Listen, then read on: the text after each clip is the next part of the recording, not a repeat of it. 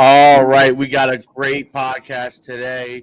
We have obviously myself and Coach D here as usual, but we have our guest, the Thrillerman, Jonathan Hilliman, with us today. So we're excited to have him.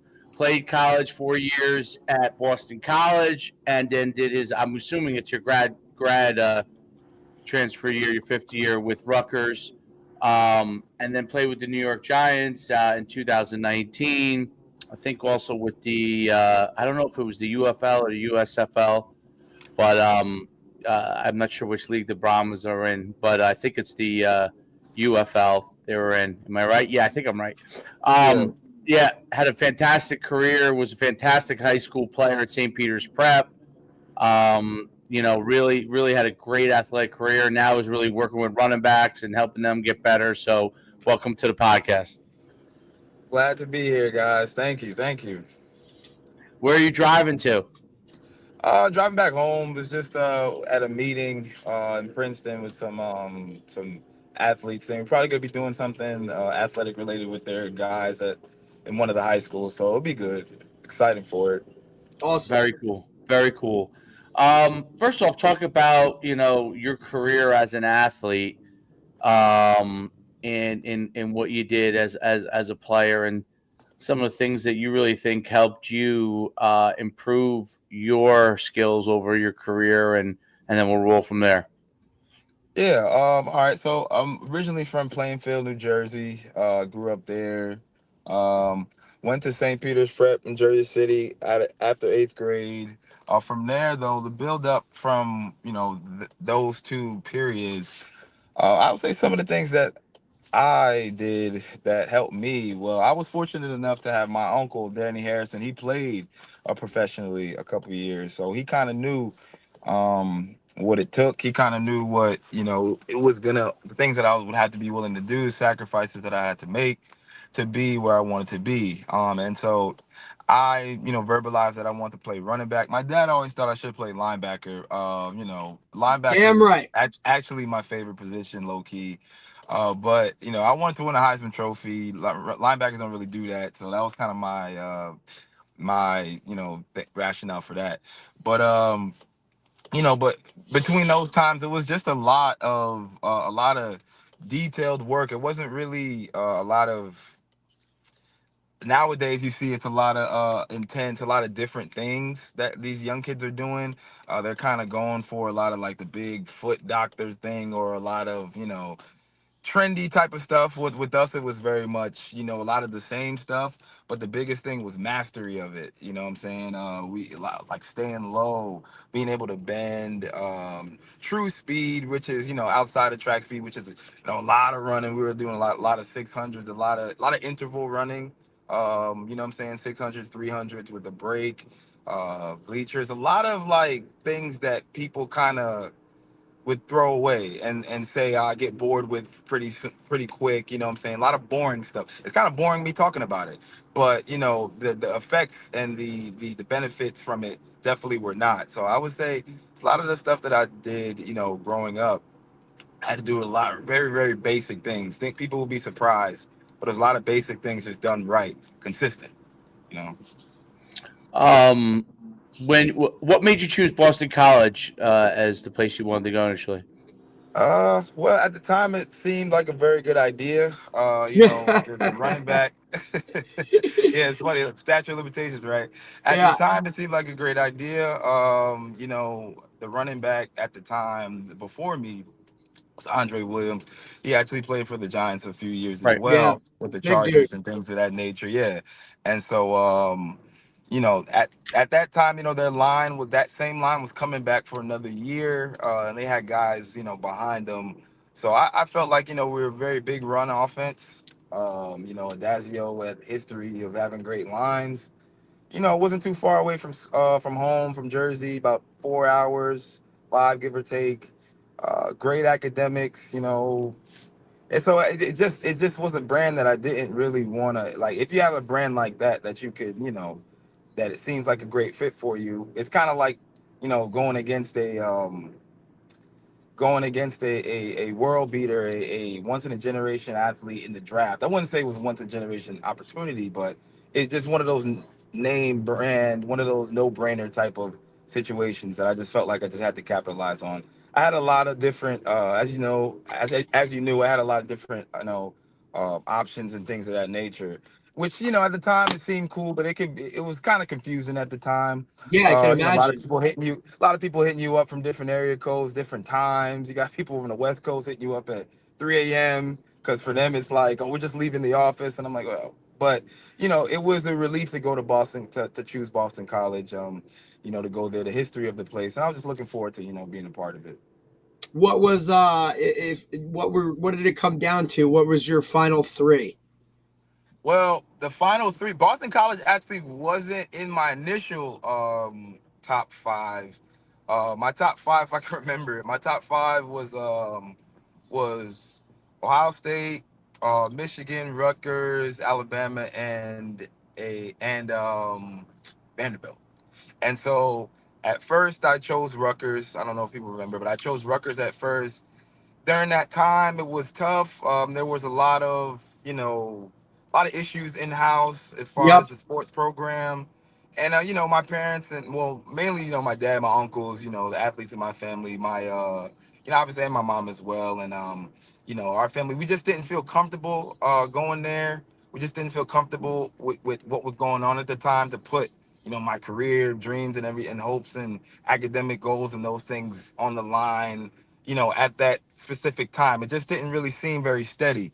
And so, after the state championship game, kind of decommitted. And then from there, kind of opened up my recruitment. It was Michigan State that took a visit, Penn State, Miami, and then Boston College. And, I just felt the best at Boston College at all those places. Who was the head coach at the time of Boston College? Steve Adazio. Oh, Dacio. Okay. Okay. Tough, buddy. You doubt. I mean, I think a lot of people too, because you played for Richie Hansen, right, at St. Peter's, Yeah. right? So, I mean, I know he kind of has a persona of being a certain type of way. So, Adazio going there kind of probably seemed like the right fit in terms of coaching styles and whatnot. Am I wrong to say that? Nah, I'm older now, so I mean, I can really speak on it. Coaches, I didn't really. My dad was my first coach. I feel like I can survive him. I can survive any coach. You know what I'm There you saying? go. There's I think a lot nobody. of us feel that way about our own Yeah, bands. I'll tell you that. yeah. So coaching styles didn't really matter to me. Like a coach, me, I had a mechanism as a player, and I still have it now. When with administrators and things of that nature, anybody I'm working with that we're on an administrative level. People that yell and kind of do a lot of yelling, tough coaches. I can morph their speaking voice. And so Gotcha. while they're yelling, I can just kind of morph 100%. their speaking voice into like, okay, this is what they're saying to me. So it really wasn't that. It was like I said, it was the fit. It was the whole. I hadn't really known about Adagio before. Right. I didn't know later. I didn't know until later that he was with Urban Meyer and the national championship run and all of that. So didn't know much about Coach Adazio before coming. I was more so sold on Boston College's history. You know what I'm Right. saying? Right. Right. Doug Right. Flutie and all them and things of that nature. So I knew about BC from that. And that's what kind of really drove me. And then, when I met Coach Adazio, it was kind of like, okay, this is another tough coach. That's Yeah, kind of what that was. absolutely. See, and I think that's great too that you were kind of programmed into that from your high school program going in there because a lot of the guys sometimes they look at coaching styles and just delivery of everything within a Right. coach and from a coach, right? And that can kind of either shy people away or have guys flock to it. But we all know there's a lot more to a coach than just their demeanor, right? And Yeah. a lot of that goes into that. 100%. I couldn't agree with you more. I mean, a lot of it, kids. I mean, I like that's. I do see that a lot. What you just said, 2,000%. I would say just a quick tidbit for the younger, if they're listening. Well, I'm sure they're listening. I wouldn't really base it off of that. Do your Right. research, right?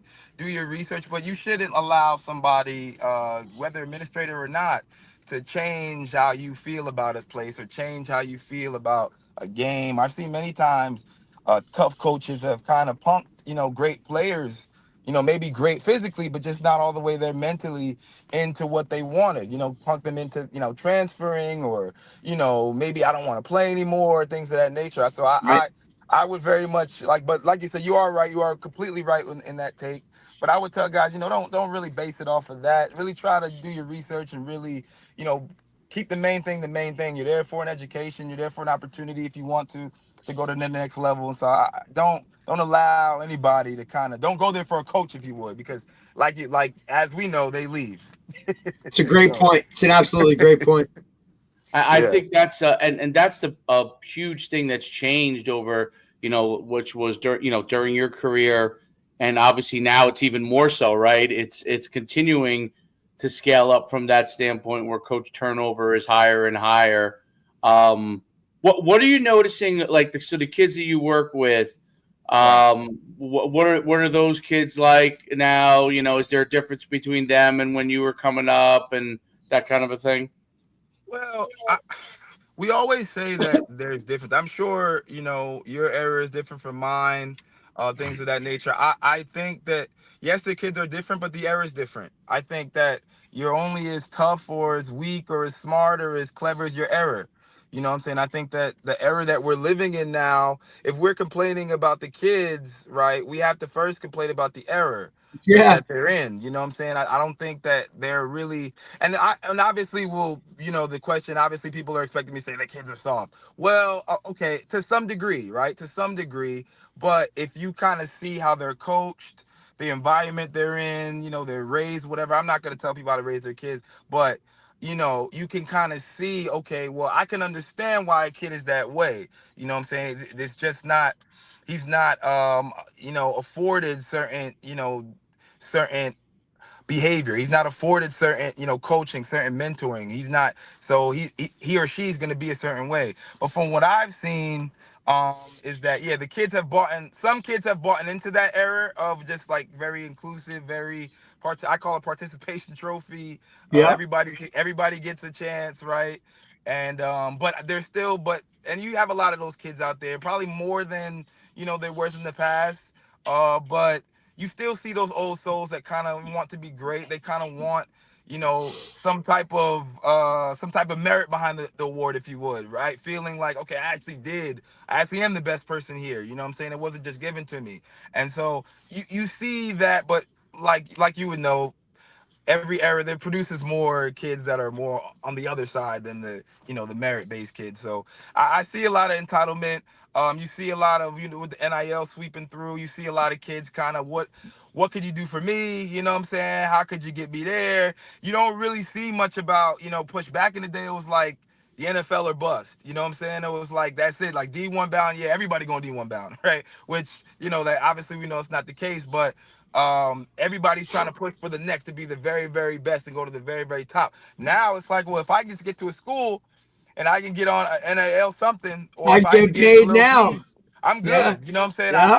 I got a wage in college. You know what I'm saying? And so there's not really that push, that need really, which I kind of tell my guys and girls when they're working with RBV, is that you got to need it. You can't want it. You can't be I want to do this. A lot of kids don't want to do this, but what narrows it out, who the kids that will get it, the haves and the have-nots, is those who need it, those who are urgent about it, those who kind of like, look, I mean, I'm not getting no participation trophy, I got to prove that I'm the best. And so but yeah, you see a lot of it, and you're seeing it more and more, but I think a lot of it has to do with the era that the kids are in, and the stuff like that.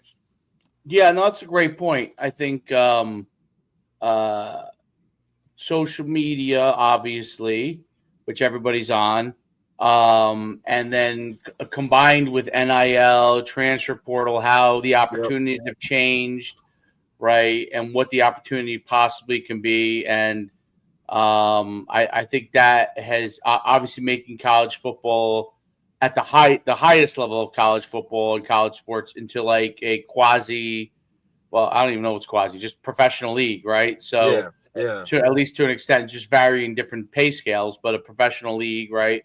So that has changed. I think that could be, I think kids might be, and maybe their parents too. I don't know.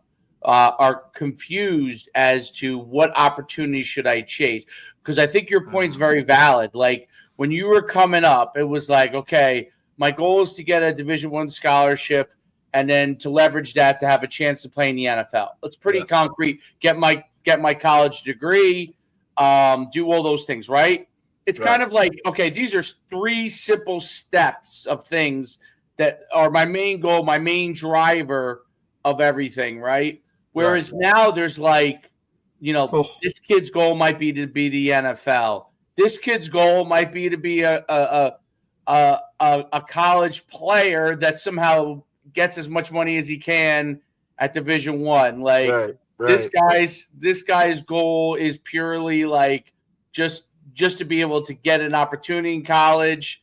And there's various different levels of goals, which is different. Like I think like even players that played at Division III level, even 10, 15 years ago, probably still their goal was still like, hey, try to get a Division I scholarship, try to go to the NFL, get my college degree, no matter what level they end up falling to. You know what I mean? But now it's like very, very different. So when you coach a kid, you kind of have to, I guess, figure out what is this goal that he has and how do I move him towards that goal? And this kid over here is in the same class. He has a slightly different goal, right? Like, and they're in the same class together, and you're trying to push them in the right direction. So I think that's a really, really interesting point that you brought up. That it seems like there's so many different things going on, so many different goals, which changes it drastically. And Dave, I think just to add to that too, right? Yeah. I think the whole, we always go back and talk about how with the social media and the access to, let's talk high school players right now. It used to have to be that a college coach had to go through a high school head coach in order to communicate with the player that they wanted to communicate with. Yeah. And now you're seeing a lot of the middleman or, that person take over, or a college coach can now go directly to a parent or to a player just through that social media, where now the high school head coach who oftentimes gave the guidance, right, or had the knowledge to explain how this process works or the steps needed to be taken. Now you're seeing a college coaches go directly to the player, to the parents, and cut off that middleman, where now you're seeing high school head coaches, some guys don't even have a clue. A high school kid goes to their coach, says, hey, I committed. He's like, I didn't even know you were getting recruited by this person, buddy. You know what I mean? And I think you're seeing a lot more of that than back in the day. And it's crazy to think about, but it's the realities of what college football is right now. Yeah, that is. I mean, it's a lot of, and now it's funny that you said that, because I was talking to an athlete about that, and he told me a story about a similar situation, different athlete, similar situation. Right? Their coach had no idea that they were being recruited by the school, so he didn't think it was legitimate. Right. But then when he reached out to the school, and he said, yeah. And it was we offered him. He committed. Are you cool with it? Are you? They thought the coach was calling to congratulate. And so, it's funny that you say that. I think a lot to do with and I hate to be negative. I don't like to be, but I try to be real. And if you don't think if you think real is negative, then I was taught it's just fake. So what it is I feel like it's easy to manipulate a kid rather than a coach, right? It's easy. 100%. So say it one more time. I said 100%, right? Right. And so naive, I feel like young, immature. Yeah. Oh my! I mean, think about it. 100%. Like these guys send those camp letters, invites to every human under the sun, and now all of a sudden that somebody gets an invite to a college camp, and hey, I got a scholarship from a Power 4. Here we go. Mm-hmm. It's like, but we got no, you know what I mean? And because in retrospect, when we were in school, there were some colleges that reached out to me that I didn't know about. I mean, that I knew. I'm sorry. Let me rephrase that. There were colleges that I didn't know reached out to me till later. I was in school and they said, Jay, why didn't you give me a shot? Well, you didn't call me. You completely just, I said, I had no idea. So apparently, I guess I'm not going to say that people blocked it off, but it was told that I had an offer, but I didn't get it.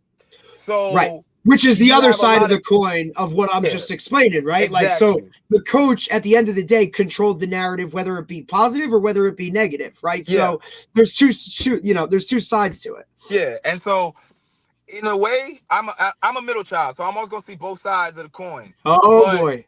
you know what I'm saying? But hey, middle child, we the best. But at the same time, so it's good. I would say it's good in a way. I would say for power to the players. The player in me is saying beautiful. You deserve to have some type of freedom in this because without the players, there's no reason why we're doing any of this, right? And Right.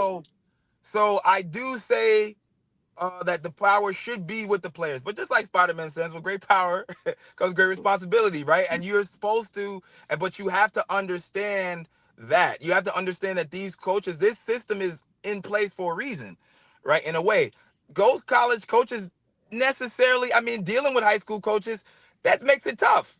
It makes it tough to recruit because sometimes they might not be on the same page. Well, we're just talking about goals, right?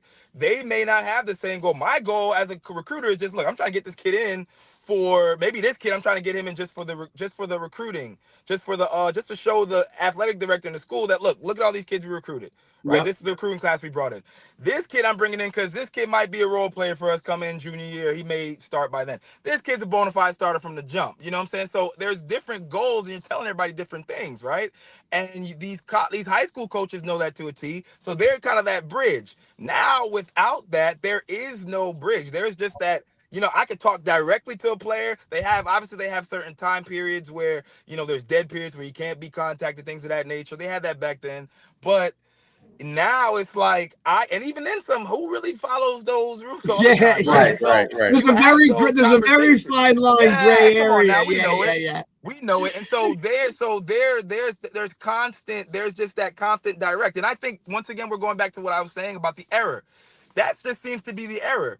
Back in the day, you had to go to the grocery store to get your groceries. Back in the day, you had to go do that. Now, I got to call a taxi or I got to walk or I got to bum a ride from a friend. Now, I don't have to do that. I can go on Uber Eats. I can go on Uber. I could use the same app for two of the Yeah. same things, Yeah. right? And so it's an instant thing. And now you're seeing with these kids, their mentality is instant, right? They're like, with trainers, if you can't get me a 4.4 right now by the end of the week, I'm done with you. If you can't Great make me point. All-American by next month, I'm done with you. If you can't, okay, this transfer portal, once again, it's a great thing, right? But now you're starting to see everybody's thinking that way. I'm putting myself in the transfer. That's instant too. Back in the day, you had to sit and wait. So a lot of kids didn't want to transfer. A lot of kids were thinking, okay, well, maybe I got to stick it out here because if I sit and wait, that's another year and that's a year off. That's not a year that they're giving me back. That's a year against me. Yeah. So I'm like, I don't know. I'm gonna deal with this screwy coach here and Yeah. things like that. So you're seeing a lot of that. You're seeing a lot of power into the players, but the establishment understands that, and they're saying, well, now we can come back and manipulate. Now we can come back and get something from that. Now we can come back, even with these NIL deals. The school gets a piece. Come on now, guys. Yeah. Of Parents, course. they love it, but come on now. You really think the school's gonna give you that? Okay, we're gonna give you that, but we're gonna take a piece too because Yep. they're saying you wouldn't have this NIL deal ones for us, which it's like the chicken and the egg, right? But at the same time, I think that I am seeing that, but a lot of it goes back to what I said in the beginning and the error, right? The error is instant. I think everything is just falling in line with the error, right? Sports, music, whatever. Everything is just instant now. This is what I call Generation Now is what my dad called Yep. it. Yeah. I call it the Generation now Now. era. Yep. That's You all know it what I'm is. saying? It's not next, it's not tomorrow, it's now or And the structure of everything. So the structure used to be like when I was coming up, it was represented how kind of corporate structure was. Everything was top down, like hierarchical, yeah. top down, right? Well, now if you corporations, right, are more flat, right? Well, so is the same thing in athletics, right?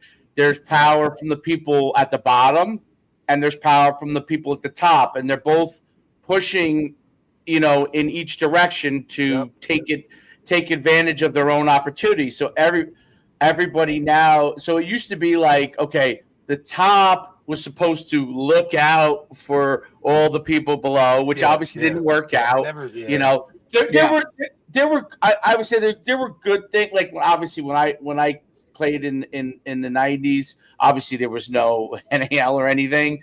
And when I was on scholarship at UConn, it was like, you just did whatever the coach. And like you said, there were coaches that would run kids off that they didn't like and all that kind of stuff. There was all kinds of that. That part, the nice thing about transfer portal and NIL is they can run you off, but you still have an opportunity. So it works both ways, right? Yeah. So they could say, hey, you know what? I brought this kid in. He wasn't as good as I thought. I'm going to run him off. Well, in the old days, if they ran you off, like it was like, oh my, you might have another opportunity. You know what I mean? Yeah, that was it. Didn't matter what level, right? Exactly. Didn't matter what level. Now you probably have an opportunity because there are a lot more kids that are getting run off, and everybody knows about it. And the players have some level of power. You could be at a place and maybe you're playing well. They don't like your style of play. Like your style may not actually be a fit. Quarterback, obviously a prime example of that, right? Quarterback or running back, right? Some places like a power guy, some guys like a scat guy. So you could go to a place and think you're a good fit, and then all of a sudden you're like, whoa, they're not going to use my style. Like, I got to move on. I got to go to a place that uses my style. And when you're 18 coming out of high school, or 17 or 18, you're just probably similar to like when I was coming out and Derek was coming out, you're coming out. Like you had all these opportunities, and at a point it becomes a little bit overwhelming. And you say, to yourself, okay, I like this guy, or I like this school for this reasons. Because I chose my school not for the coach either. I chose it because I liked the when I went on my visit, I liked the guys who like I was around. I was like, oh, these guys are pretty cool. You know what I mean? Like I could see myself hanging out with these guys. You know what I mean? For the next 4 years. Right. So that was more why I chose. Obviously, it had to be a good enough academic institution, all that kind of stuff. And obviously, you went to Boston College, which is a great school. So, but it was those things were all factors, but it wasn't like the coach per se either. Like I liked the coach. I enjoyed, he was good to me in the recruiting process. He was the guy who brought me in was good when I was there. He ended up getting fired 2 years in, but I didn't know him well enough to say, oh, this is my guy. I was just like, the guys on the team are cool. I could see myself playing with these guys. You know what I mean? And that was a big. But I think now that's changed, right? So that's changed where they view it as like a 1 or 2 year deal, basically. Like I'm here, everybody seems cool right now, like you said. Now, right? Everybody seems cool right now. The coach seems cool right now. Mm-hmm. If that stays the same and I'm doing well, I'm good. If not, I'm out. That's kind of the mindset now, I think. And I think, Dave, too, like I think a part of that, the whole guys now, you used to look at. It's not right or wrong. It's really not a right or wrong thing. I'm sorry. It's again, era-based, right? So you used to look at it when we were going to school, hey, I'm going for the next 4. This is where I'm going to be. And this is kind of how it's going to work. I'm going to get my degree. Then I'm hitting the league. Like we said, there was a very structured process to it. Mm-hmm. Now guys are going into this going, all right, I didn't get the Power 4 that I wanted coming out of high school. Right. I'm going to go here for the next year or 2, build my brand for me, okay? Then I'm going to hop in the portal, and I'm going to get the opportunity I thought I should have gotten out of high school, and that's how we're going to roll. Guys now are going into it with that thought process in their mind, and now you have college coaches that are going one of 2 ways. Okay, I know he's coming in here with that process. I'm going to basically use him for 2 years, right? Take the best I can from him. And then, hey, when you go up, awesome. Good luck. Hope it all works. Like, I'm okay with it. I got the 2 I needed, right? And then some guys are like, absolutely not. I want guys that are committed here for the next 4, even though they themselves as the coach might be gone that year because they got a better opportunity, right? So you're seeing a lot of that going into it, which is really kind of gets confusing. And like I said, I don't think it's right or wrong. You know what I mean? I don't think it's right or wrong. It's just what they've seen and what is out on social media. That's the market of the era we're living in.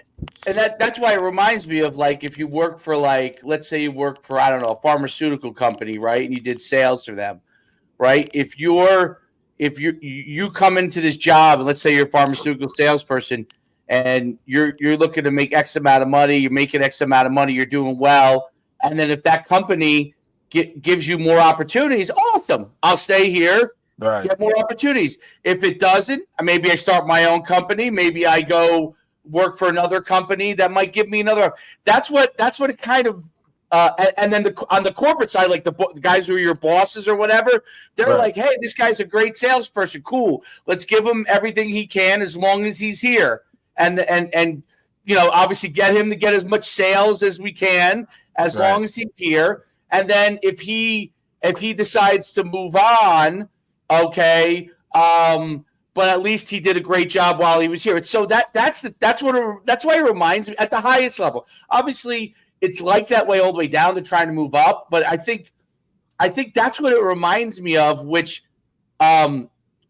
is interesting because we probably all grew up with like a kind of a noble view of sports. That's the only way I could put it. Like a noble view, like. You viewed when I got into coaching and like when I ran camps and like when you were coming up and stuff, like when I started all that stuff, I thought of it as not just like my business, but like helping kids get an opportunity. What's changed dramatically is that everything is about everybody getting their own opportunity. And so the noble part of it has changed. It's not that there aren't people in it for the right reasons. There are, some aren't. Right. But I think when like you were coming, you probably felt like there were more people, even if they were pushing you hard and all that stuff. They probably had overall, even if they made mistakes, they were overall trying to get you in the right direction. And they might have made mistakes. They might have pushed you the wrong way. They may have blocked an opportunity that they didn't think was good for you, but not out of malicious intent, I would say. More because they thought, oh, this guy would be here. My high school coach did that to me. He came, and no offense, Eric, I know you played at Montclair State, but he came to me and said, hey, you should go to Montclair State. You know what I mean? I was already getting recruited by a lot of different schools, and I was like, Coach, I'm getting recruited by all these other schools already. Like, I'm not sure, So that was what he thought was going to be best for me. It wasn't his fault. That's what he thought would be best for me. He didn't know that I was getting recruited by other places, right? So that part has changed. So the hardest part, I think, for kids are how to find people like yourself or Derek or, maybe me like that can help them along their journey, that they don't feel like has to get something at the end of the process. That's the hardest part, I think, for athletes now and probably coaches. You know what I mean? Like if I go coach for somebody in high school or college, like, does this guy really want me to be on the staff, or does he just need me here right now? Right. And, you know what I mean? Or is he looking, or guys looking to jump opportunity? So the whole, it's not a good or a bad thing. It's just how it is, right? The world is that way. In general, in almost everything we do. Why should we think it's going to be any different in sports? Whereas when we grew up, I think we felt like it was now that could have been an illusion, okay? But we felt like it was, what I'm saying? It could have been an illusion. But we felt more like it was that way. And when you got into working with kids, you felt like that. And me being an older guy who started kind of in that era and moved to now, like I remember kids would come up to me after a camp, and they still come up and say thank you. Yep. And there's still parents that are mad and all that kind of stuff. There was back then, but there was a lot more like, oh man, this was just, I just had a great time. This was a great opportunity. And it wasn't like, can I get something out of this immediately? Now they want pictures up now. They want video up now. They want their rankings now, right? And coach, and I'm sure with you, Jonathan, like I'm sure you're seeing it now with you as you continue to expand with your training, right? Where you have some people that are, hey, I want this many sessions because I know it's going to take this to get to where I want to go, and then you have people that are, hey, I just did a session, why don't I have a scholarship? Right. Why did my 40 time didn't just drop? Like, Yeah. I'm supposed to already be hitting it, doing this. Or, Yeah. you said that, like they take you like gospel, right? Yeah. And Yeah. For it's face value. Yep. Yep. Yep. 100%, man. And I'm sure you're starting to see it a little bit now. I do think you have a great perspective on it, that you totally understand the entire big picture, because you're kind of in that like era of, old school guys, but with Yeah. the new You're twist young on enough. it. Yeah. Yes, you're still young and relatable to the kids, right? You have that brand as terms of, look, I played at Boston College and, I was in the league for a little bit. So you understand those types of things where guys are going to flock to you because of that. And at the end of the day, you still have a kid's best interest in mind, whether you have to have that hard conversation, which unfortunately for Dave and I, we usually end up being the bad guy, because we're the ones that have to tell the kid the truth when he's a sophomore in high school about, look, I know a lot of other people have said, bud, that you're going to be a power 4 guy, but from what we see, this is the direction you should probably go. And look, are there outliers? Always, right? There's always those that totally screw the whole thing up for us, right? But unfortunately, we're looked at as the bad guy, when really we just have your best interest in mind to try and set you up for the future. And look, if that's how it has to be, that's okay. Because, I know at the end of the day, we're going to be honest. We have the kids' best interest in mind and parents' best interest, right? And I don't fault them for thinking a certain way about their children or whatever. But that's kind of the name of the game, man. Like, not many people have an opportunity to do what you did or play at that level. And I think sometimes that realization of shit, like maybe my kid's not a power 4 player or a scholarship guy or at this level, right? But at the end of it, we can still use this great game to get you into a school to be successful, off the field, right? Which ultimately is the goal, right? That's Like, the whole thing. not many people play in the NFL. That's great for dreams. But if you can use this sport, play another 4 years and get that degree, right? That's the goal, not how much money can I make in college now, right? Which is kind of where you see it shifting. It's very tough, right? It's very tough. It's extremely tough, and a lot of it is a lot of it because it's small, and as you were just saying, it's just like not many people get to do it, right? And then it feels like, I think it's like less than 2%, 1%, something like 1.3 that make it, or another 0.8 that actually make the team. Yeah, But exactly. and so, but in college, Division 1, I know Division 1's like, I think it's like 2.3, and I think for everybody, it's like 7% or 6% for all levels. I'm 7% talking of high about. school football players make So it that at some level of 9, college football. that means 90. And I was talking to somebody, because I was talking to a kid, the parents mainly. The kid seemed grateful of it. They seemed grateful of the opportunity to play, because they understood that it doesn't just end here. Like, this new era, right? The era is that there's more freedom. So, like, I can jump in a portal if I do well at this school, right? If I do well at this place, couple years, keep my grades right, keep my nose clean, put some film together, I could potentially go up. Right, I could potentially catch somebody in the portal that says, "Hey, I need a receiver, I need a DB, I need a," that may want a junior as opposed to a freshman coming in. They may want a more, established junior that may have some all conference on their belt or whatever, right? And so he understood that.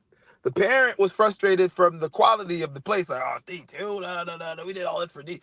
So what I had to explain is is that it's 7%, that there's 93 seniors. 93% of seniors all over the country. I think all over the world, really. I think those were world stats, because there's kids in Canada, Germany, what's next, trying to get over here too. 93% of seniors, their last game, whether it was Thanksgiving State Championship, second round, first, whatever, took their pads off, and that was it. Never again. They ended their career at 17, 18 years old. Yep. Your son has an opportunity to continue to play. And in this day and age, and which he understood, which we always explain, because I always tell you, gotta be opportunist. It's all about when that opportunity comes, cash in. It ain't about counting that. It ain't about counting on, wait, I only got a 6, 7, 9. No. It's about making them count. And the more that you do that, people pay attention. But I don't want to preach. But at the same time, he understood it. And so I had to explain, look, 93. And then when the parent, because they didn't know that. They didn't know that statistic. They're like, what, really? And we went and did the numbers of how many kids, and it was millions of kids in that 93 that are Oh God, not yeah. playing, that are probably, their whole life is probably changed. Their whole mental aspect is probably changed. Like, wait a minute, I'm not playing ball. I'm not Right. good enough. Wait, in August, I'm Nobody not putting pads on again? What do you mean? Nobody in all of these schools from every singles. You mean to tell me out of all of these, nobody gonna give me a shot? But you have a shot. You have somebody that not only that they're giving them scholarship, they're giving them Right. because the academic, and so they're not paying anything. So, but it was just the idea of where we're going for D1. Yep. Everybody wants to go D1. Right? Correct. But the idea, the people that, and I Absolutely. tell guys, if you're young, for any middle school guys that are watching, any high school guys that may watch and may come see this, any college guy, whatever, elementary, don't care, not too young. If you exercise the foundational key of gratitude, just the idea of saying, yo, I get to do this because my dad didn't get a chance to play. My his father said, we ain't playing. He Caribbean. They're from Guyana. I don't know football. We know Right. soccer. We know track. We know cricket. That's what, in boxing. You want to be Yeah. physical, go box. Yeah. But I don't know this football game. I don't know this. They talking about, my mother almost said I couldn't play. Because she said Right. when she found out that a collision was equivalent to a car crash, she Oh, said, hell game no. over. Mama She said, said, no, no, no, no, no, no no, no, you way. not No. doing that. My dad was kind of like, look, I mean, your mom's living a hard bargain. She gonna talk about divorcing me, all type of whatever. Yeah. If you get hurt, listen, you know what I'm saying? You can't get hurt. You Yeah. got to hurt them. So that was my thing. That's how I was able to play. And from doing that, I was okay, well, this works. But I tell guys, look, you there, and there's kids in other countries, other places that don't get a chance. There's kids in the Midwest that got to work on the farm. There's kids that what's names that got to do this. You don't. Everybody's situation is different. So if you're saying, your parents saying, I'm gonna sign you up for football, you get to play and you get to do this and you love to do it, anything, any opportunity. Like, you know what I'm saying? My grandfather told me 3 hots and a cot. Everything else you should be able to do on your own. That's it. So you have an opportunity to play. You have an opportunity to do things. And there are so many, as you guys know, Dave, you've seen it, I'm sure. Kids from Timbuktu State playing 11 years in the league. It does not matter where you go. Yep. And I try to, I get on my knees and beg guys to listen to me when they say that, because they go into these next opportunities with just the worst attitude. The worst attitude mental. And they don't understand the connection between your mental, your psyche, and your physical, and how that plays a part. You have to, sometimes you gotta even trick yourself. But Yeah. it is, but not getting too much of a tangent, but what you said in there, coach, is that was deep when you said the idea of just the ability of being grateful to play and being, they get an opportunity. That is where kids need to really stay first. First. Now, obviously within the opportunity, you'll find out what's good for you, what's bad, what's negative, what's good, whatever, right? But first, just getting the opportunity. Me in college, I was blessed enough in high school to have 41 Division I scholarships. I Yep. only wanted 3.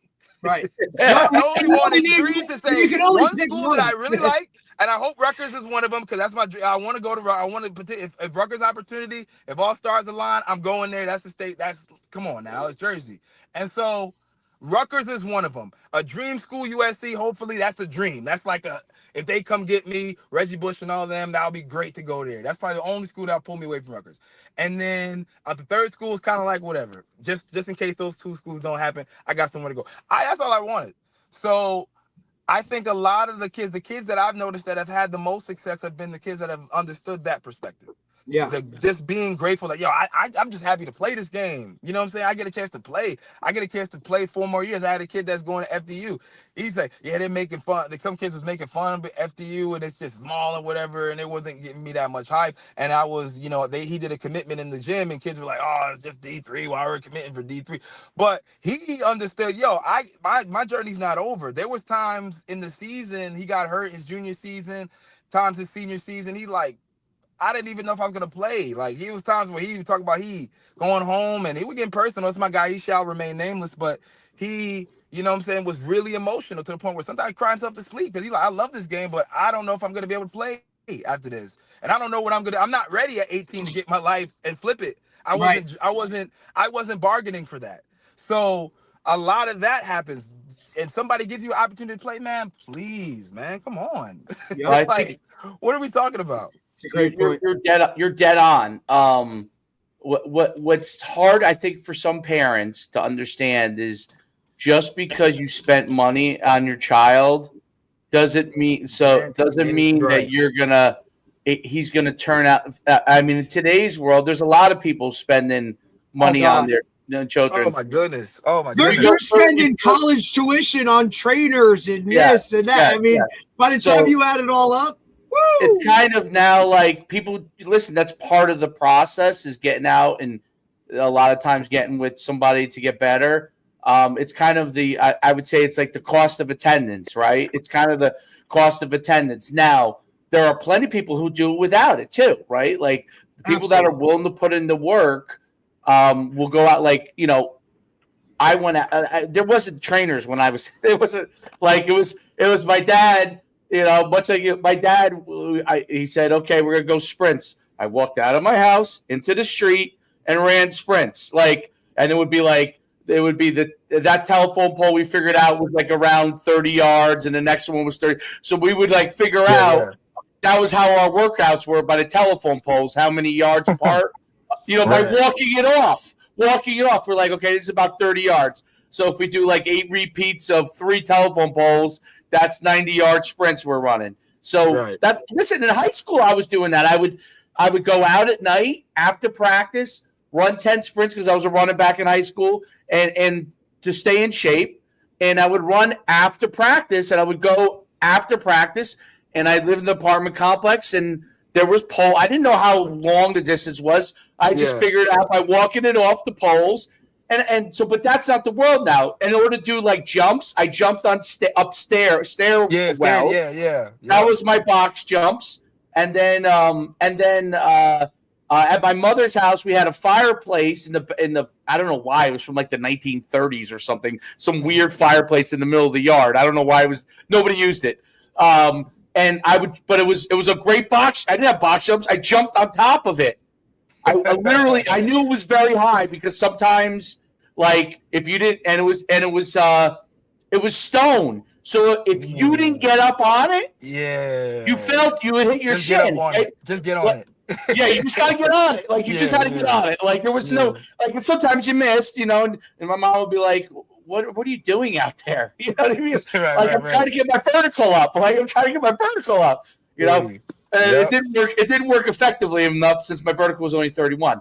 But it got me better, right? So, but now you could go to a place. They could go to someone like you and get better and do all that stuff in a much more structured environment.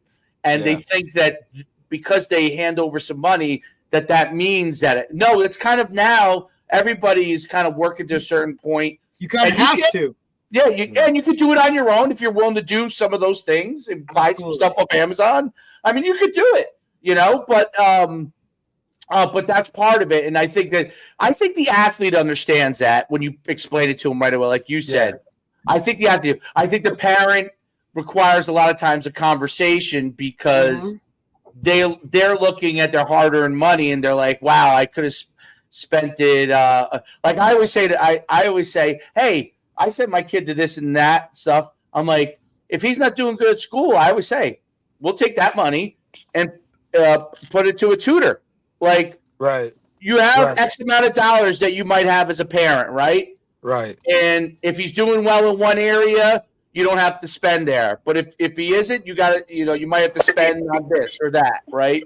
So I think that's what it is. But I think that they feel like once they do that, it becomes a right. You know what I mean? Right. And it's not the case. On the academic side, if you've ever been like in a Kumon and the parents that drop their kids off there on the academic side, those parents are the same way about their kid from an academic side. I'm spending all this money on you to learn calculus, and that you can get a whatever on your SATs and all this other kind of stuff. Yeah, like what are we doing? And you only can score this on your SATs, So parents as a whole, no matter what their focus is, they have this kind of inflated view of what should happen from it, and it's pretty interesting. But the kid, I think, does start to get that understanding, and and you have to educate the parent. I think you have a great grasp of it. I have one question on the running back side of it, like on the pure skill side. What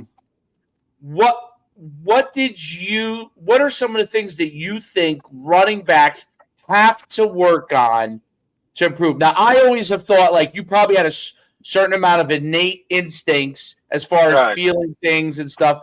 But what are some of the things that they can do to really improve their skills? Is there anything visually they can do? Is there anything, obviously training is part of it, but like specific things that they could do?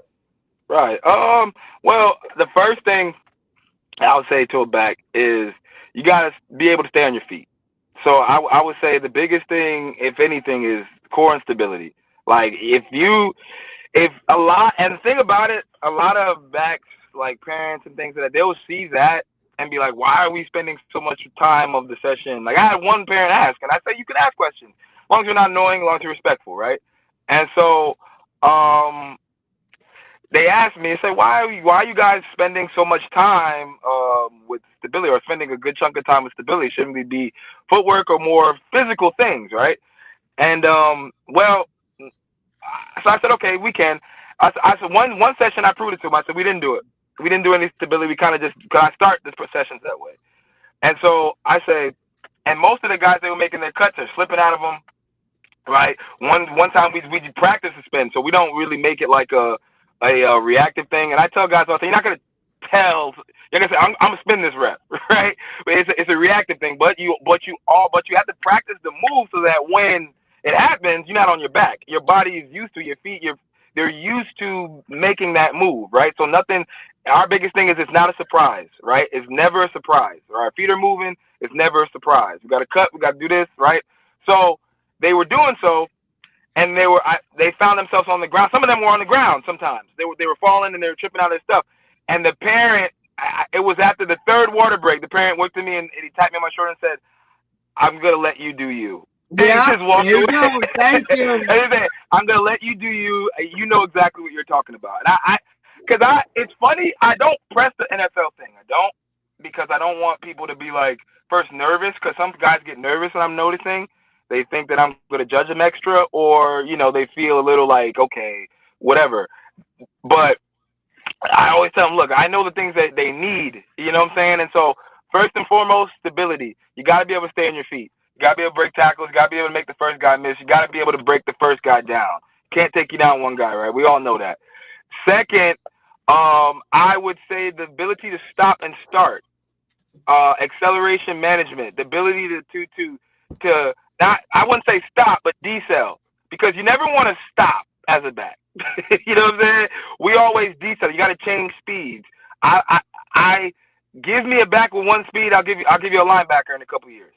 I love the way you phrased it. Yeah, real talk. You give me a running back, because that was my uncle. He said, "Look, nephew, you gotta change speeds. Right now, you got one great speed where nobody is if you get going, it's hard to stop you. But there's gonna be some guys. You may not have the best line sometimes. You may not have. You might be in a situation where you gotta make some people miss before the line of scrimmage, right? Sometimes, if you can't do that, then all people are gonna find out. All we gotta do is blitz this guy. Yep. Every time he takes the ball, just blitz him or somebody, and that's how we get to him, right? So I always tell guys to be able to stop and start and change your direction. I mean, if you can't change direction as a back, I mean, it's tough, right? Not saying that you can't, right? Not saying that you can't be effective, right? But I'm telling guys stability and mobility, being able to move and being able to be controlling of your feet and your body. To stop and start, your deceleration management has to be essential. We always going to work that very much. And your footwork. Your footwork is everything. I tell all my guys, all touchdowns start with footwork. All touchdowns or bad runs start with good or bad footwork. Chances are, if your footwork is terrible, you're not on your landmark, right? For the most part, right? If your footwork isn't keen, that's why we used to do that at Boston College. Coach Brian White. Shout out to Brian White. What a great dude. What a great dude. I met him when he was at the University of Florida, bro. Like, what a great dude. That was my dude. So he recruited me at Florida at Boston when I was at prep.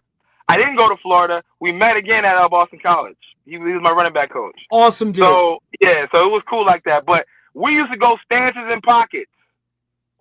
We go have our stance in our pocket, footwork in the pocket. You would be surprised, Dave. Yeah, I'm sure you know how many backs cannot take a handoff. Yes, it's amazing. It's like, hey, running back 101, right? You would think, right? Running back 101, like the ability to put the ball in the spot where it needs. It's the same thing. Look, same thing with wideouts, right? Like you'd be thinking every wideout knows how to catch. Not even close, right? Like no. And everybody wants to do those things. So everything else, the cuts, the jumps, the this and that, the stuff that looks cool on camera. There it is. I say these three things mainly: your base, right? Your base, balance, and footwork. If you have those things as a back, as any athlete, but as a tailback, I don't care how fast I don't care how you're going to be effective. I know backs that have 4.6, 4.7 that were effective, had 1,000-yard seasons, kept pumping them out because they break tackles, they understand themselves, they understand what type of back they are and they aren't. Mm-hmm. You know what I'm saying? That's a big thing. Got a lot of big backs pretty. You know what I'm saying? Which I'm like, get your big ass downhill and lower your shoulder and do what you got to do. You got to be situational, okay? But those are really the 5 things you got to understand. But those last 2 things are more mental. But the physical things, base, stability, mobility, being able to decelerate at any spot, no surprise, and having great footwork, right? And having phenomenal footwork. And the other 2 things that are mental, you got to understand who you are as a back, who you're not, and you gotta know situations. You got to know situations. You got to know the down and distance. You got to know situations. Straight up. That's unbelievable, and that's 100%. Great take. I think, yeah, absolutely great take. I can't thank you enough for coming on. I mean, it's important for athletes to get around guys that have a great perspective like yourself. As long as you're in Jersey for now, and then wherever you go one day out after that. But you know, to get around you and really, because you have that perspective, you played at the highest level. You were obviously a standout in college, a standout in high school, and you went through that journey, and you kind of know what it feels like to go through that journey. And you know, I think a lot has to a lot of respect needs to get paid to guys that have been through that journey and the perspective that they have, you know, because you can learn a lot of that. And I don't think that you can learn. You can watch all the interviews you want and get perspective from other people, but until you talk to somebody who's been down that journey, like face to face, you kind of understand it, because they can, you know, if you watch something on when the camera's on, they're people always gear their conversation a little bit when the camera's on, but when you're talking to a person, they can give you the perspective. They can tell you, you know, the good, the bad, and the ugly, right? And give you an idea. And then you can make, you know, then parents and athletes can make their own decisions, whatever those decisions are, but gain that perspective. And me and Derek always talk about it. Like I'm always flabbergasted at how few parents leverage those experiences. You know, they want to talk to their neighbor who knew a kid who went to Division I. You know what I mean? And like my neighbor said, it's like, okay, I actually did it. I can tell you what I went through myself. You don't have to do what I did. I can just tell you what happened to me. You know, and I think. Yeah, go ahead. I think part of it, not to cut you off, I think as you said that, it's just I could see a little bit why, because I have a couple friends who have played, obviously, as we probably have teammates and things. We have as athletes, we talk strong and we move strong, and sometimes we have very little patience because we're around people that have very little patience. Our coaches, they have less patience than we do, and so sometimes when we're explaining things, you don't get it.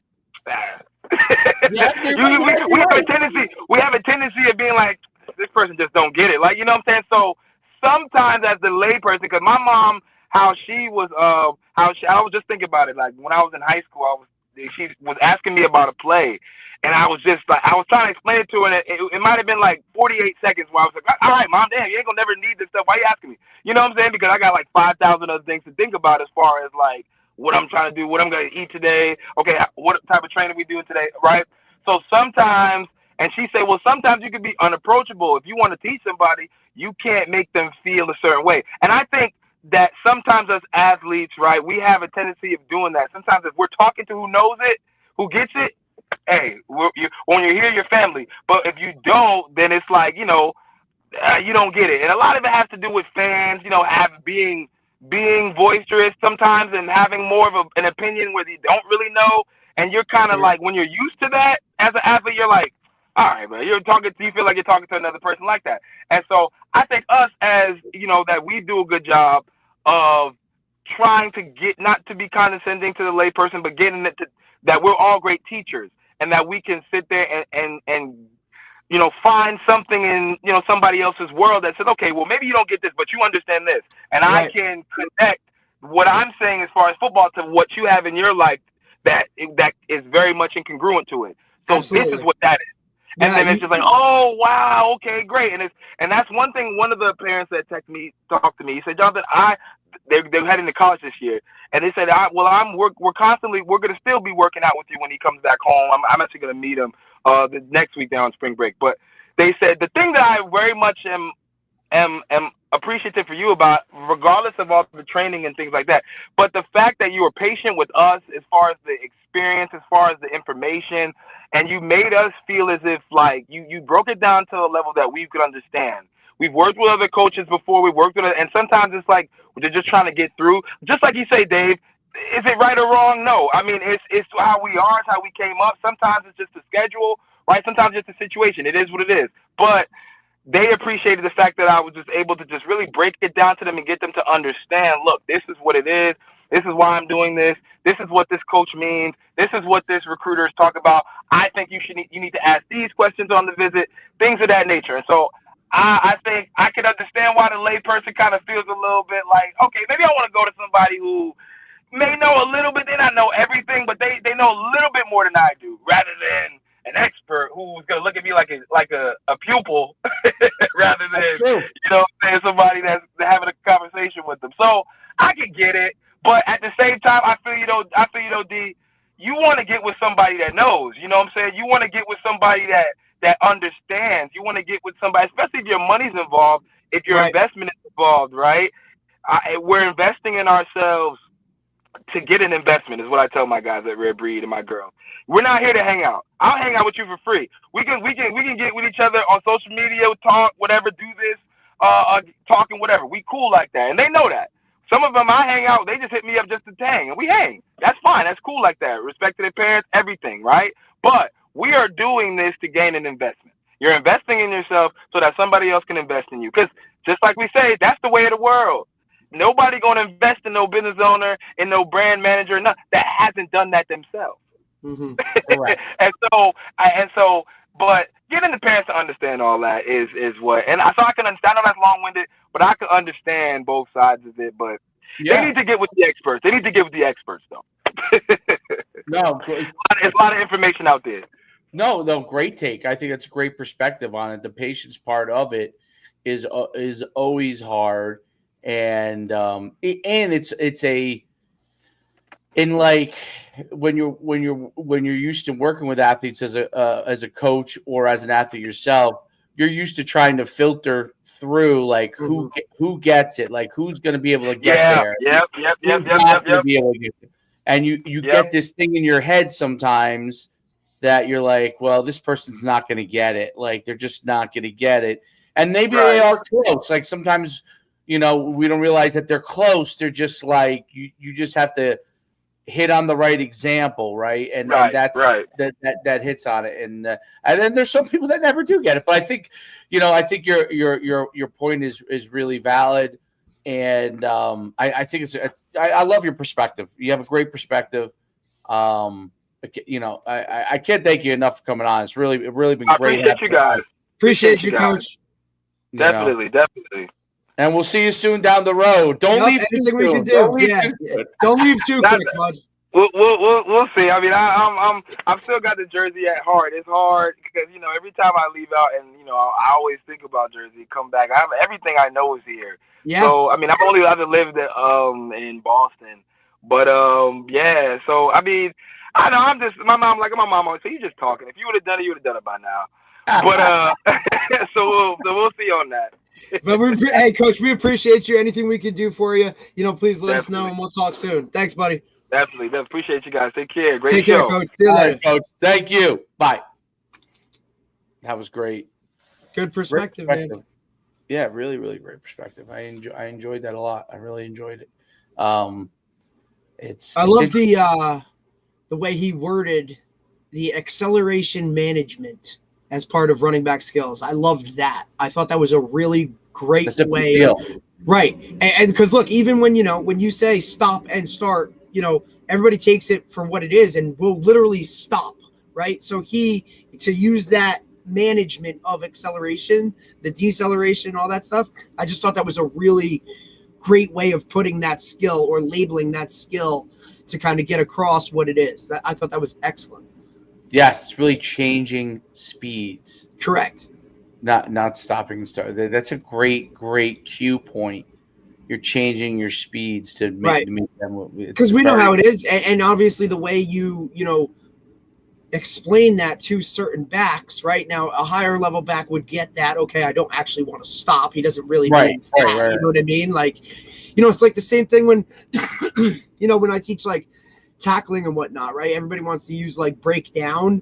And it's like, dude, when I think of breakdown, like the car stops. Like, I don't want you to stop. I want you to come to balance and then continue to accelerate, right? So it's all in the wording of things. And I think he obviously gets that in talking about, how to break it down so that somebody that's not in the football world or not in this can understand it, using or finding those things that they can relate to. He's got a real good perspective on it, man. It must be that Boston College education. That's it. One of the things too that I think is interesting, like what from like and you played basketball, so you know this. Like from coaching basketball a little bit, I realized, staying in front of the person is really important. Meaning on defense, right? So it's the same. It's very relatable to football, and like when you're coming downhill.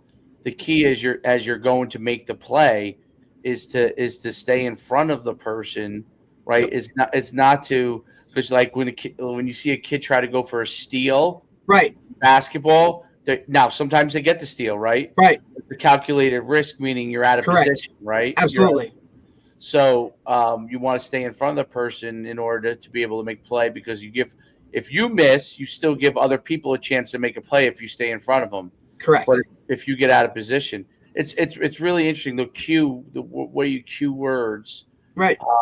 It's just like as a defensive back, right? Like, okay, if you're going to go for that pick, you better make that pick. If you don't, but when you teach it, all right, I'm going to go for the pick, but this trail hand is going to stay on his hip. That way, if I miss, I still can make a tackle, right? Like It's just those types of things that you gotta, explain to it. And, like you said, calculated risks when, talked about, one of the other important parts of being a running back is, situational, no situations, no down and distance, know when you can strive for that and reach out for that extra yard if you need to, or know, hey, I got to go down here. Right. Or, when to stay in bounds, like those types of things too. Right. I think that's extremely cerebral of like, hey, this is high level running back play.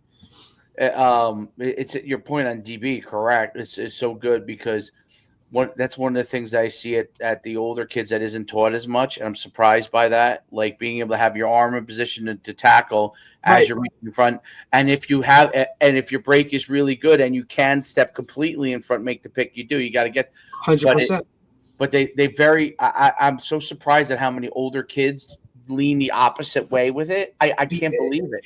It's because, and I think it has. Why is that?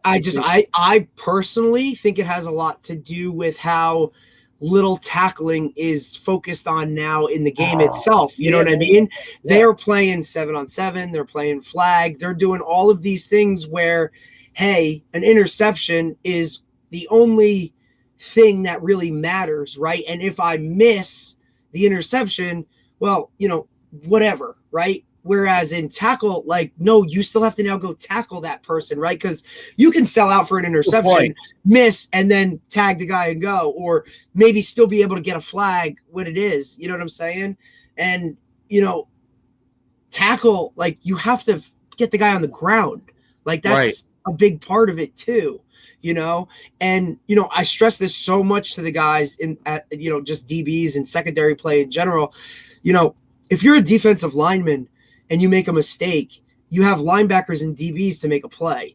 If you're a linebacker, you have a DB that can still make a play. If you make a mistake in the secondary, like a missed tackle like that, that's a touchdown. There's nobody else. There's no other person there. You know what I mean? So you really have to be calculated when it comes to the risks that you're taking, right? Even in terms of like run support, right? Like if I'm running the alley, I got to know that, hey, I'm here because, everybody else's fit is coming from this way. If I miss here, there's no one else out there. You know what I mean? Or as a corner, right? Like I got to keep things this way because my leverage tells me, these other guys are fitting into this, giant picture of what is 11 guys on my side of the ball. And if I don't do that right, that's a touchdown. You know what I mean? Like there's great and bad about playing in the secondary is most of your plays are highlights. Problem is sometimes the highlights are for the other guy that just beat you, right? Yep. Like either way, you miss something like that, you're ending up on ESPN and it might be good and it might be bad. So you better figure it out. Great point. Great podcast. And we're back Monday. Oh, we are. Oh, but yeah. Yep, we'll be back Monday with the head strength coach from University of Rhode Island. Perfect. All right. Till then.